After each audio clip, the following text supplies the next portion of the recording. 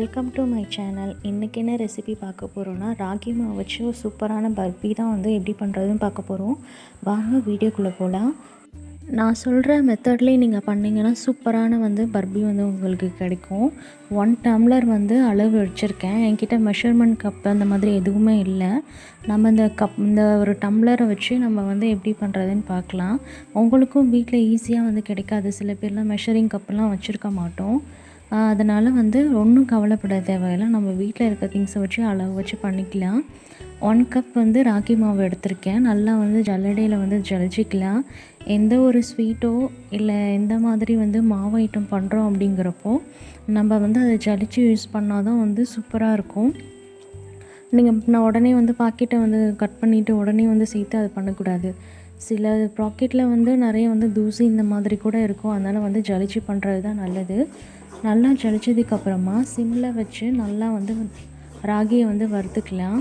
ராகி மாவை ஏன் வறுக்கிறோம் அப்படின்னா, அப்போ தான் வந்து பர்பிக்கு வந்து சூப்பரான வந்து ஒரு கன்சிஸ்டன்சி வந்து கிடைக்கும். நல்லா மீடியம் ஃப்ளேமில் வச்சு நல்லா வறுத்துக்கலாம். அப்படியே ராகி வறுக்கும் போது செம்ம ஸ்மெல் வரும். ஸ்மெல் நல்லா வந்துடுச்சு அப்படின்னாலே நல்லா வறுபட்டுருச்சுன்னு அர்த்தம். நம்ம எடுத்த ஒரு டம்ளரில் அதே டம்ளரில் வந்து 1/4 கப் வந்து ரவை எடுத்துக்கலாம்.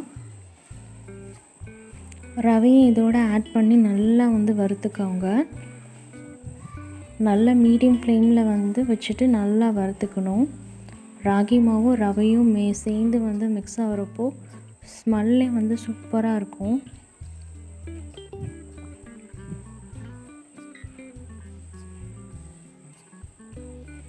நல்லா வறுத்ததும் தனியாக வந்து எடுத்து வச்சுக்கலாம். இந்த மாதிரி கரண்டியில் நீங்கள் எடுத்து பாருங்கள். பார்க்கும்போதே வந்து ஒரு கலர் வந்து சேஞ்ச் ஆன மாதிரி இருக்கும். அந்த மாதிரி டைமில் தனியாக எடுத்து வச்சுக்கலாம்.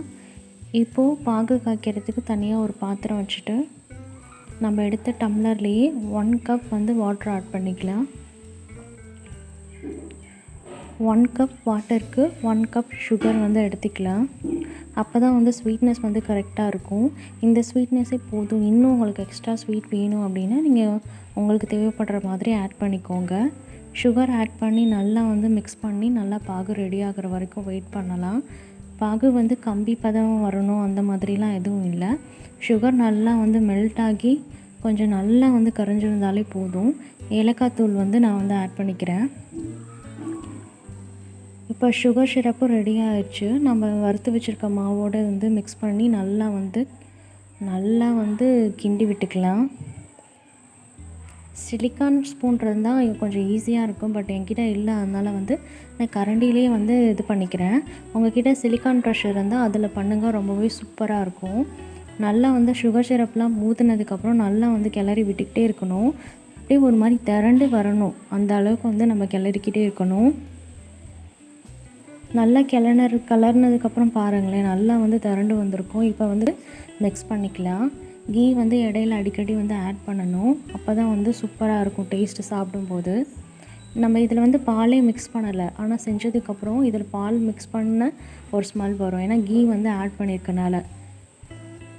கடைசியாக வந்து கிளறினது நல்லா இந்த மாதிரி திரண்டு வர வரைக்கும் நல்லா கிளறி விட்டுட்டே இருங்க.